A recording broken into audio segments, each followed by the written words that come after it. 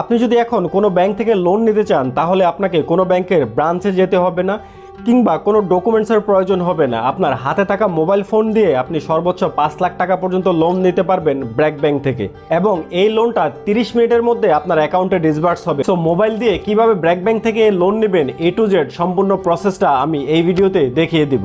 তার জন্য প্রথমে আপনি ব্র্যাক ব্যাংকের সুবিধা অ্যাপটি ডাউনলোড করে সেখানে রেজিস্ট্রেশন করে নেবেন, অথবা আপনি যদি ব্র্যাক ব্যাংকের আস্থা অ্যাপে ঢুকে ডিজিটাল লোন অপশনে ক্লিক করেন তাহলে আপনাকে ডাইভার্ট করে এই সুবিধা লোন অ্যাপে নিয়ে আসবে। সুবিধা অ্যাপে লগ ইন করার পরে আপনি শুরুতে ইনস্ট্যান্ট লোন নামে একটা অপশন দেখতে পাবেন। এই ইনস্ট্যান্ট লোন অপশনে ক্লিক করলে আপনি লোনের ফিচারটা দেখতে পারবেন।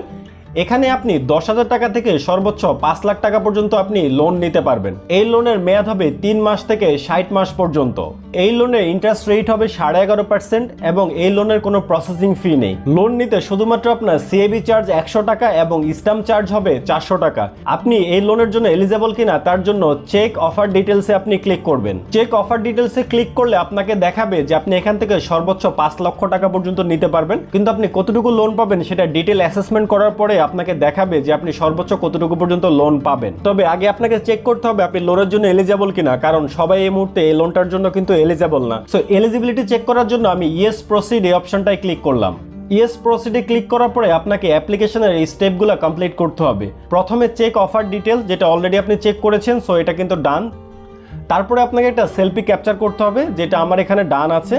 তারপর আপনার এনআইডি ভেরিফিকেশন। সো ব্র্যাক ব্যাংকে আপনি যখন অ্যাকাউন্ট করবেন আপনার অলরেডি কিন্তু এনআইডি ভেরিফাই করাই আছে, তাই এনআইডিটাও কিন্তু আপনার ভেরিফাইড দেখাচ্ছে।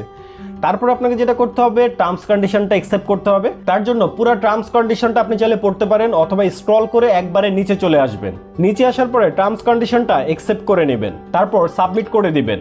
তারপরে উপরে ক্লিক করে আপনি জাস্ট পেজটাকে রিফ্রেশ করে নেবেন। রিফ্রেশ করার পরে আপনার টার্মস কন্ডিশনটাও ডান হয়ে যাবে, আপনার অ্যাসেসমেন্ট স্ট্যাটাসটাও কমপ্লিট হয়ে যাবে এবং লোন স্ট্যাটাস যেটা সেটাও কিন্তু অ্যাপ্রুভ দেখাবে এবং লোন রেফারেন্স একটা নাম্বার দেখাবে। তারপর আপনি কত লিমিট পাচ্ছেন সেটা আপনাকে এখানে দেখাবে।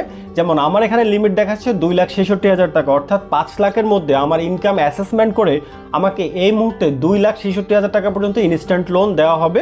আমি চাইলে পুরোটা এই মুহূর্তে নিতে পারবো অথবা আমি 2 ভাগ করেও নিতে পারবো। সো পরের স্টেপটা হচ্ছে ডিসবার্সমেন্ট ইনস্ট্রাকশন। সো এখন আমাকে ডিসবার্সমেন্ট ইনস্ট্রাকশনটা দিতে হবে। লোন ডিটেলে ক্লিক করলে আপনি প্রথমে দেখতে পারবেন যে আপনার অ্যাভেলেবল লিমিট কত, অর্থাৎ ব্যাংক আপনাকে কত অ্যাপ্রুভ করেছে। তারপরে ডিসবার্সমেন্ট রিকোয়েস্ট, অর্থাৎ আমি কত লোন নিতে চাচ্ছি।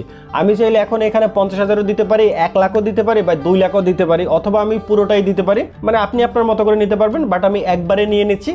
তার জন্য আমি ডিসবার্সমেন্ট রিকোয়েস্টের ঘরে আমি 2,66,000 টাকা পুরোটাই লিখে দিচ্ছি। তারপর হচ্ছে ইএমআই টেনর, অর্থাৎ আপনি কতদিনের জন্য এই লোনটা নিতে চাচ্ছেন। এই লোনটা আমাকে এই মুহূর্তে সর্বোচ্চ 36 মাস